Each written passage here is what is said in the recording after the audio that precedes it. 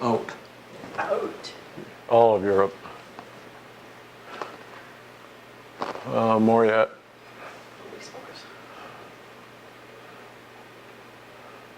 Oh, that's enough. Oh. Move it up a little bit and then expand it. Just a little bit more. Expand. Expand. Oops, sorry. That's good enough.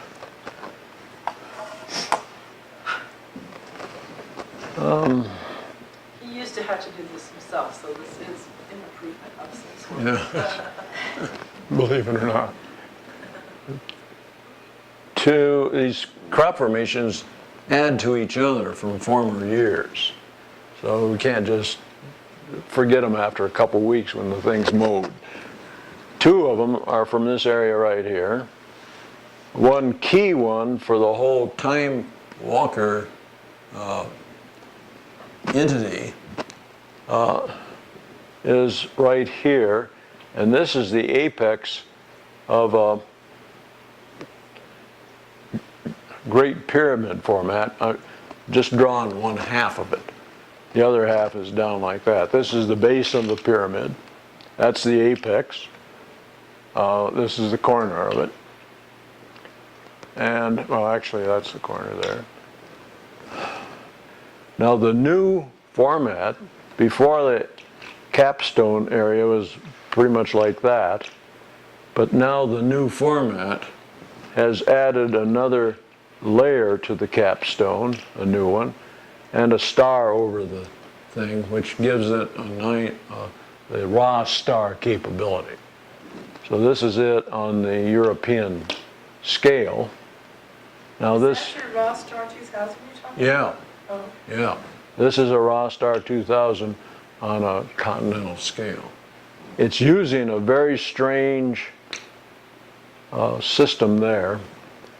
Why don't we zoom in on that? It's so strange. I have a detailed drawing of it.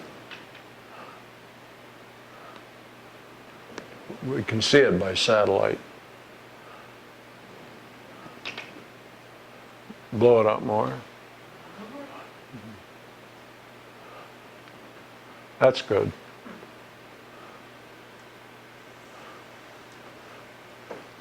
Actually, I have a very good drawing of that in the graphics if anybody's particularly interested in the future. It's called the Champ de Tir, or the place, the field of fire. It's a training range probably for the Army. But this is probably the most holy spot in Europe from the point of view that this is basically a harp type of thing with, strings.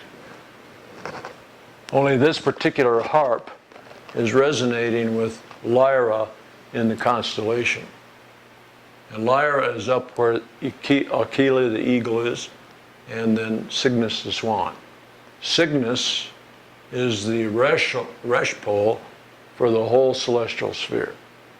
By that I mean it collects all the codes going on in the whole celestial sphere. It's a chief headstone, and it's one of the Solarian birds. The eagle is the top Solarian bird, Aquila, and that's important because that is the new constellation where the holy star Mazuriel will be going from Leo, which is the power of Leo now, on up into the Aquila. So we use both of them because we're working in nonlinear time. So Lyra then collects all of that, Cygnus and Aquila, and the central sun of all central suns, and then streams it down through Lyra to be run through here.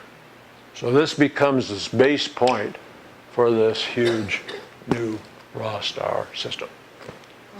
Now this harp is pretty important. There are 3 creator beings, universal creators. And they have names: Chaos, Dwatha, and Cadma. Chaos Its main signature is the great wave, to ride the mighty wave.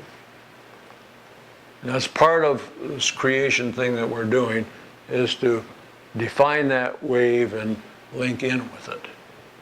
That wave will appear in our work as a limnoscate. A limnoscate is a circle that gives you a twist, so it looks like a figure eight, but it doesn't meet in the middle. You have sort of a sacred gap there. So we're going to be using that as to create two poles and a flow. So for us, that will be the mighty wave. In more advanced work, it's called the Rana time wave. It creates time. That's chaos that becomes organized. The chaos for us, we'll run into it as the membrane. This membrane separates the non-polarity, God, mind, heart, and we'll have a blue field in that as well as the black and the white. The black hole, white hole, blue hole is part of that.